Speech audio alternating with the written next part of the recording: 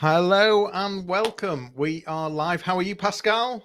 I'm very good. So it's exciting. This is the very first session 2023.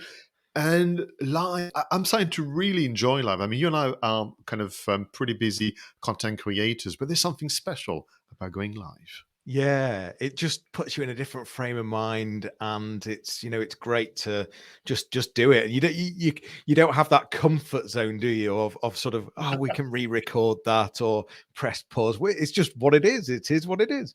So Mhm. welcome. Thanks for joining us. We are live on Facebook. We're live on YouTube. We're live on LinkedIn, and it's great to have you here. You might be listening to us. You might be watching us. We are into our third webinar. Let me bring up some slides for you. So this is the website best practice series, which myself and Pascal are running. It's part of the 90-day marketing mastery.com. You'll be able to find out a lot more over on that website. We had session 1 and session 2 that you'll be able to find on either of our channels, which was around the website health check and then building trust on your website. Today is session 3. We're going to be focusing on attracting the right website visitors. Coming up after session 3, we've got converting visitors into inquiries and being proud of your website. So session 3, without further ado, is about attracting the right website visitors. So Pascal, this is two things. It's the using practical SEO techniques, which I'm going to cover to increase website visitors, and you're going to cover building a network of expert guests and referring websites. Should I let you take over and get us started? Well, thank you very much. And yes, as a reminder, this webinar series is really our extension of the launch that we had in December. So we have we spend months and months, working out a way to make you feel proud of your website again. Quickly, I had a meeting only this morning and yesterday about that very thing. A client of mine telling me a story of presenting the business via Zoom to a very important client. Unfortunately, because of the time of the year, not everybody could be present on the client side, and they ask for the link to the website and the LinkedIn profiles, and then everything started. The feeling of, oof, well, actually, website is not quite right. We're not so keen, and so on and so forth. But that's what happens. People will use the website as part of their kind of reflection, that kind of due diligence, and so on. And what we looked at, and we now know, is that as a result, you are taking on the project of crafting an online experience for your customers. You're no longer just updating WordPress. You're no longer just using MailChimp. You are crafting an experience. That was kind of what we discussed. We talked Yeah. about trust a lot. Johnny, please carry on. Yeah, well, I mean, this it's a 90-day program to ultimately take people away from that worry of sharing their website link and not being proud of their website. We've got decades of experience. We've spent months and months putting a really high value program together, full of all sorts of treats and tricks, and the whole thing's online with and you'll have one-to-one sessions with myself and Pascal. But the purpose of these webinars was just to give you a taste, but also to give you lots of tricks and tips and lots of value, because that's what we do, isn't it? We like giving stuff away. We do quite a bit. So we spoke about this idea of building trust and this idea of the convenience of accessing information, but also the need to make a meaningful, real human connection. So we spoke about that quite a bit. So our kind of contention and our advice to all of you, viewers and listeners live and on replay, is that you've got to separate, almost what you need to do here. So you build trust because you're looking at after the website and you're looking after your visitors. And in fact, that led us to the conclusion that websites today have a different purpose altogether, or a newer purpose. This idea of recording and sharing your day to day. Your ordinary has become someone else's extraordinary. So your conversations that you have, your considerations, the many connections, you can't just keep it to yourself or keep it in your head. You have to display that on the platform. And as a result of which, you can create that experience via the website of showcasing qualities and attributes that would be valued by your clients, as you can see on screen. And the number one quality and attribute that we looked at was customer service. That was session 2. I want to extend on this today by just reminding you that when it comes to your ability to create that experience of being looked after, or the feeling of being looked after, because it is what we do. When you go online and you consult a website, what you are essentially reading, watching, and listening to is a promise that in the future, should you choose to use their services, things will go well, where they can't just take your words for it. So what we try and do here with this program, and part of the blueprint of the 90-day program as well, is to break down the before, during, and after experience of your customers. I'm going to take you, Johnny, and viewers and listeners, onto our interactive whiteboard of sort. And what we've done as part of the program is adopted this kind of blueprint of a customer journey. If you like a bit of science, you can look into the McKinsey customer journey, as well as obviously typical sales funnel.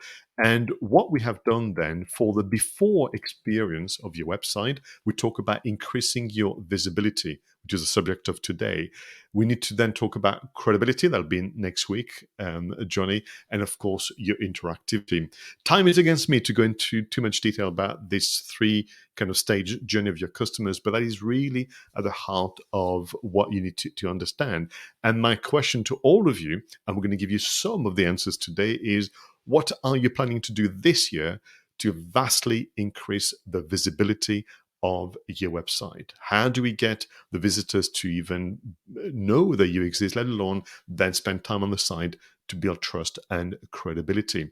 And what we're going to do that is to look at a number of things, but typically, what we do with visibility, we use the power of others. We look at a network of referrers. Sometimes they are people, sometimes they are platform, but typically you could piggyback someone else's effort in keeping in touch with your future audience. We could call this direct marketing. You might actually be invited to contribute to someone else's effort as a guest speaker, as a guest blogger, as a guest maybe at their podcast network or YouTube channel. You should find ways for individuals to make a reference to you, to maybe create introductions and so on. And you must rely, of course, on the well-established PR and paid promotion.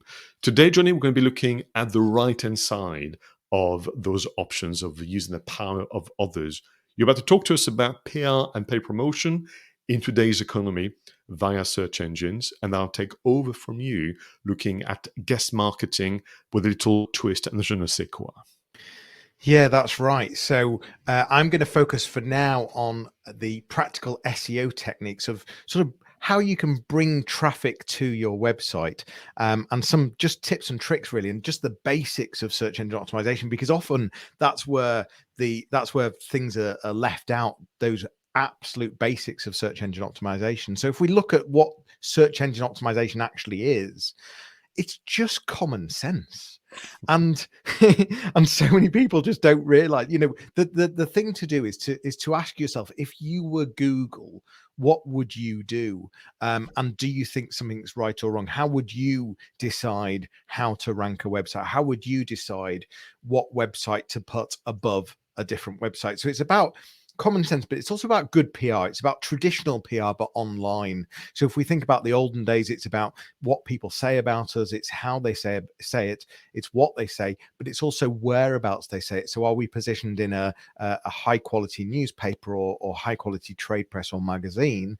Well, that's just exactly the same, but now online. So it's about good PR, it's about common sense, and it's about accessible to the search engines. So what we're talking about there is making sure that your fantastic website that you will be proud of, coming on a course with us, because I know that you're not right now proud of your website. If I say, what's your website address? Straight away you think, oh, please don't have a look. Pascal and Johnny are going to rip it apart. Well, we'll help you put a very proud website together. And the most important thing is making sure that Google can access it and fully understand it. And that might sound simple enough, but actually it's about making sure that you write it in a way that Google really understands it. So there's 2 sides to search engine optimization. There's the on-site itself, the website itself, and then you've got everything around the website, around the World Wide Web, which we call the off-site. So there's two sides, the on-site and the off-site. And if we think about the on-site side of things, it's about how have we built it? Have we had the right people to build it? If you were going to build a house, you'd want to make sure that you've got a structural engineer, a surveyor. You'd want to make sure you've got building regulations, planning permission, all sorts of different things. But when we build a website, we often don't think about those things, and we often just think about what does it look like. But going back to a house, the sort of look comes quite late on, way after the structure. So it's about the keywords, it's about the content, it's about the usability, and it's about the technical aspect. How's the site being built, and what's it being built with? So those are some key elements. And then on the off-site side of things, what's going on around the World Wide Web? What are people saying? What are people talking about? Well, that's all about the relevancy. It's about the links. It's about the reviews and the reputation. It's about what people are saying. Is it positive? Is it negative? Who's saying it? Are trustworthy websites, trustworthy people talking about you in a positive way? And I know that Pascal's going to be talking to us about how you can create some of that positivity and getting those high trusted websites talking about you. So if we think about the on-site content itself, Google's had some big changes. Well, Google's always changing on a regular basis, but certainly if you look at what the focus has been over the last 12 months, very much on helpful content. So it's about not just words for the sake of words. And we've got this whole AI come along that's sort of writing blogs and writing website content. You've got to question whether there's true value and real help within that content. And we're talking about rich content as well. And what I mean by that is a variety of content. So not just words, not just video, not just images, but a real cross section and a real mix that complement each other and really work together with each other. So it's about being really helpful. Now, whether that be resourceful, whether it be funny, whether it be controversial, it's about content that's going to make a difference. And that the question that you need to ask yourself is, would you take time out of your busy working day to read or listen or watch that content? And that's the key question. Would you take time out? And if the answer is no, then you've got to question how helpful is that content. If we think about the technical aspect, the usability and the technical side of things, it's about making sure that things are responsive. So do they work across different devices? Do they work across different browsers? And that's really important depending on screen size. I mean, one of the things that's so often missed, if you think about mobile use now, we're well over 50% mobile use. But people don't think about using thumbs on mobile phones. And you may have heard this and you may talk about it, but have you actually put it into practice on your website? Have you actually tried using your website compared to some of the other websites that are out there that actually really understand it and really get it and make buttons really easy to use and just having very clear call to action? So is your website responsive? Is it fast? Humans have evolved massively, and unfortunately, we want things very quick. If we look at the younger generations, I've got very young children, and if I have a look at how they use the internet, how they use things, it's TikTok, it's YouTube Shorts, and if they don't get a buzz within sort of 0.1 of a second, they flick, and all they're doing is just constantly flicking. Things have to be fast, and you have to get, the load has to be quick. You have to get what you want very quickly, and it's got to be very easy to navigate, which is what I was talking about in terms of those buttons and those click throughs. So we've focused on the on-site and the off-site and the usability side of things, but let's just continue on the technical aspect. So it's about consistency. It's about the metadata and the headings. It's about making it really accessible to the search engines, labeling content. It's about the reason that I've brought, if you're seeing the screen and I've put this sort of the ocean picture on there. For me, it's about that sort of the word, whilst I was talking, the word has just completely gone, although it was there a second ago.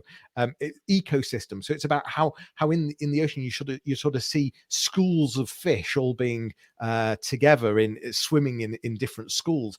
And it's a bit like that for me. It's a bit like that structured data. So there's certain areas that, that's where that is.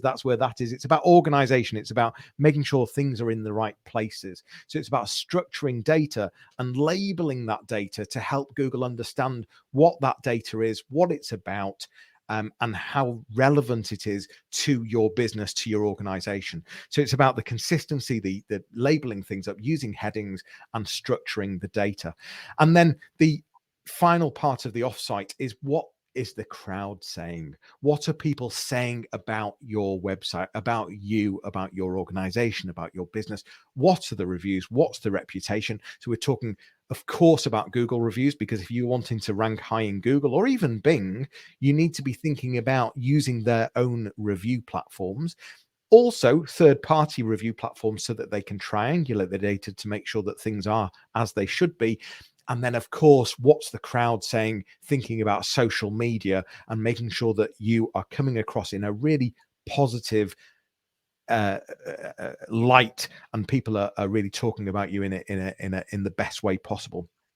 And then finally, it's about not just what people are saying, but who's linking to you. So what platforms are they saying it from? So it's around, and in the olden days, it was about the number of links, but now it's about the trust, the reputation. It's about the domain authority. It's about, how trustworthy is that domain, and what does Google really think of them, and how relevant are they? And so it's about, how can you build really strong relationships with trusted authority organizations that are talking about you in a positive way and linking through to you. At this point, I'm going to hand back to Pascal, who's going to talk about expert guests and referring sites. Is that correct, Pascal? It is, yes. And can I just once again congratulate you? I mean, people will know that you and I are long form content creators. And this is exciting because we have to pack everything into the space of half an hour. And you were dead on your 10-minute slot. So well done, sir. That was very good. I did okay, did I? Yes, you did, absolutely. It's good to know. You give me a wonderful segue into, so here's the situation. You have a website. You want people who do not know you exist just yet to visit the site. How do you do that? And you can't just create a website, put some content on the website, and hope things to happen. You have to create your own luck, as people have done before you, decades ago, not centuries ago. So I just want to kind of go into this idea of increasing the visibility of your web pages and website, with a view of people spending long enough to find you credible, maybe to give you a chance, and then by there we can move on into your interactivity. So for me, Johnny, it's all to do with how you tap into your passion, and I'm going to talk to this in a moment, as a result of which you can structure your activities across 3 tactics. And I want to remind everybody that ultimately the work that we do, you and I, by extension, is all about reputation management. And I think you did a very good job here to reinforce the point that it's not website for website's sake or content for content's sake. It's all to do, and it's all organized so that if I was to check you out, to use a very technical term, I'm left with a thorough impression in terms of how you do what you do, who you help, what you help them, and so on. And I'm keen to work with you. So I'll begin with this idea of passion. And this is the logic, which I think is a term that you've used today, about how people in general and platform will see and kind of consider you. You're so passionate about what you do that you are interested in your own ecosystem, in your own industry, and that of your customers, and you keep yourself informed. But not only do you keep yourself informed, but you take pleasure in sharing that information.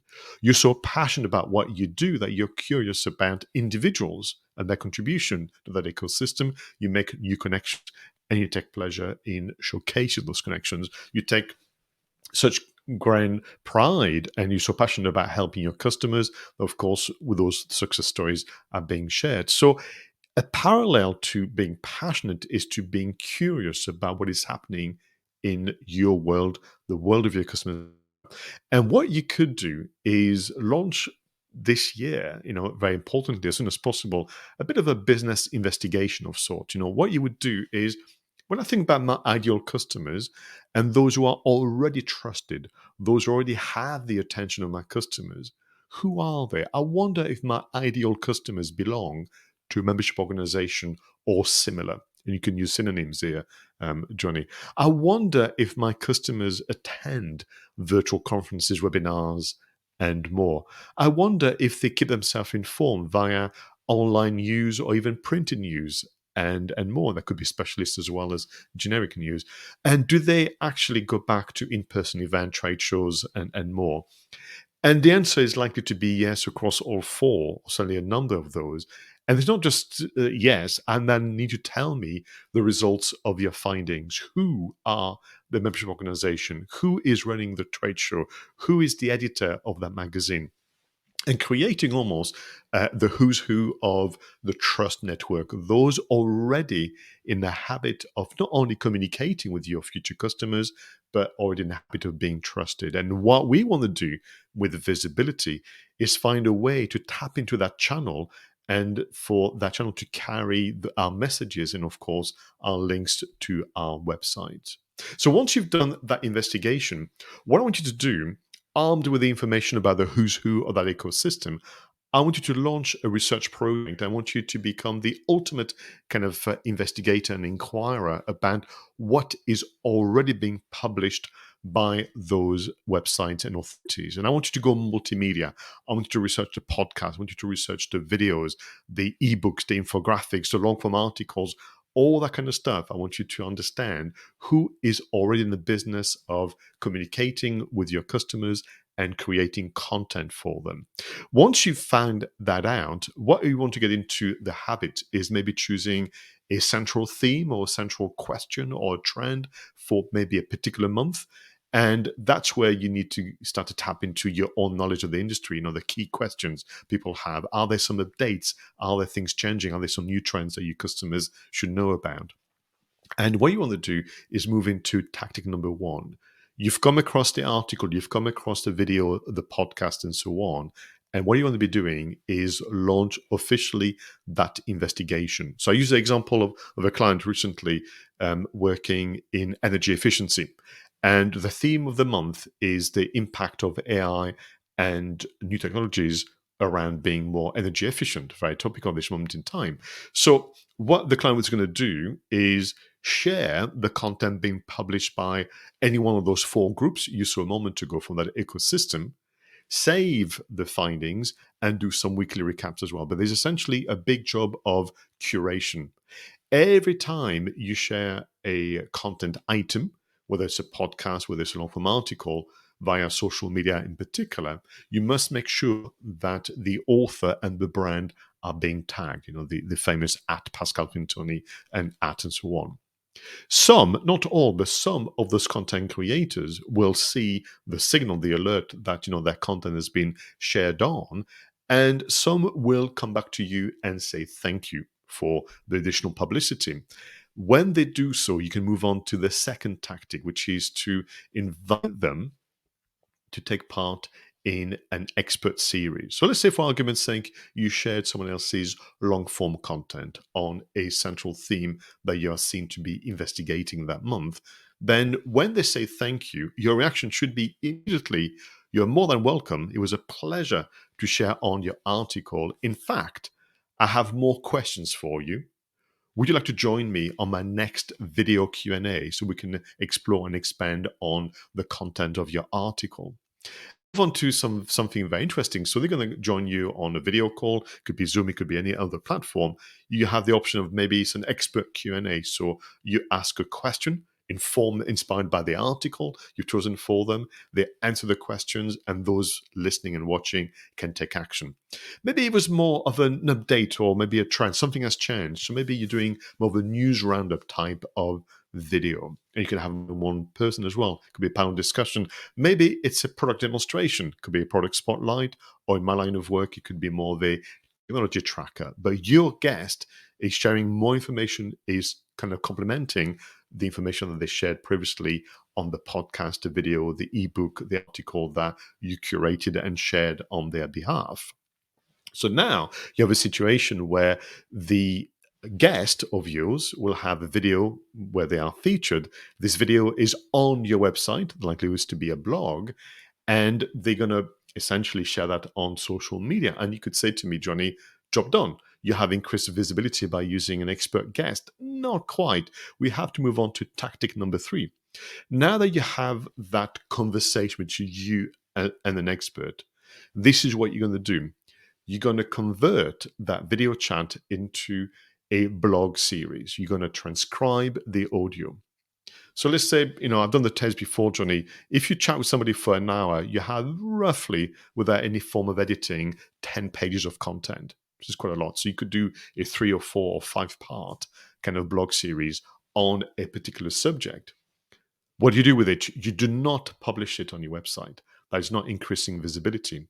You go back to the ecosystem and you offer that transcription as a guest contributor, but not 1, but of course 4, because now this is a 4-part blog series that can be offered to the membership organization, that could be offered to the conference organizer, that could be offered to the kind of news outlet, could be offered to any industry event organizers and so on.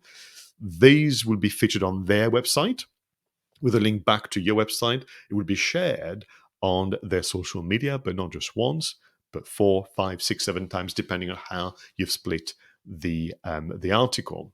So these are the 3 tactics, which is a result of you being passionate and actually being curious, because as you can see from the slide, being curious is good for business. Let me wrap up very quickly that we're talking about building trust, separating website kind of consideration and visitors consideration. We spoke about customer service. I want to leave you with this thought, which is we've all heard of after sales care. For me, visibility and everything you've heard Johnny mention and myself right now is your before sales care.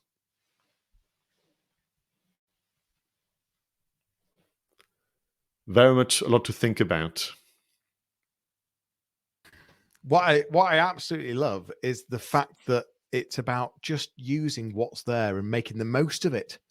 So it's a lot of this is just sort of on a plate, but we don't think about using it all and putting it together and making it work hard for us. And that's that's the bit that really resonates. I think it's too easy just to sort of take one thing and think, okay, well, I've done that. That's great. Let's move on. But you then, it's good. It's good.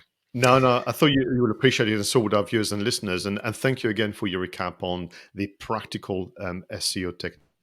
Use a term at the very, very start, which is logic. And I think that's what we need to kind of lean on all the time. Yeah. There's a lot to think about here. It's worth mentioning that the 90-day program, by the way, includes weekly 2-hour strategy masterclasses. It's a monthly half-day mastermind event. There's personal one-to-one mentoring sessions with myself or Pascal. We have an exclusive podcast, a private Facebook group. There's live pop-up Q&As. We offer phone, email, and WhatsApp support. And of course, there would not be a huge template and resources if me and Pascal weren't involved. So of course there's a massive template and resources library that we would let you have access to. Check us out. There's a VIP early bird wait list and find out if you qualify for our next round. As we said, there is so much to think about. And this was session 3 of our mini webinar series. We've got session 4 coming up next week, which is converting visitors into inquiries. If you want to visit the website, then just, if you're looking at the screen now, feel free to scan this QR code and that will take you directly over to the website, which I will just give you a second more to scan that screen. I'll press the pause button. It's the 90-day marketing mastery.com. I think that's all from us for today. We look forward to speaking to you in our next series, or next webinar, should I say. Anything else? That's where we're at. No, thank you very much. And yes, I think, it's important. This is, as a product, as an experience, it is a live, fully immersive experience. Nothing is pre-recorded. This is not an online course you're going to pay and try and use on your own time. For the 90-day, Johnny and I are, by extension, your kind of non-exec marketing directors. Thanks for joining us. Thanks, Pascal. It's been lovely seeing you. And we shall see you all soon. I'm going to leave you with a video that we've put together explaining it all. Take care. See you soon.